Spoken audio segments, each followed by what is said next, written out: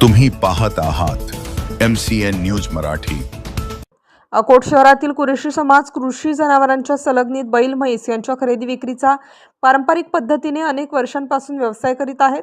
कृषी उत्पन्न बाजार समितीतील दाखले, वाहतूक परवाने, पशुवैद्यकीय प्रमाणपत्र अशा कायदेशीर बाबींचे पालन महाराष्ट्र शासनाच्या नियमानुसार नियमितपणे केले जाते।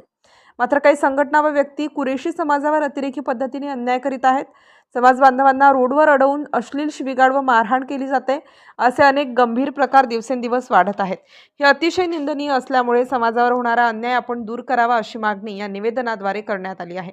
अन्याय करणाऱ्या संघटनांवर कायदेशीर कार्यवाही करून आमच्या कुरेशी समाजाला न्याय मिळवून द्यावा अशी मागणी कुरेशी समाजाच्या वतीने अकोट तहसीलदार यांच्या मार्फत अकोला जिल्हाधिकारी यांना एका निवेदनातून केली आहे। सदर निवेदन अब्दुल नाझीर अब्दुल करीम यांच्या मार्गदर्शनात कुरेशी समाजातील नागरिकांच्या वतीने देण्यात आले।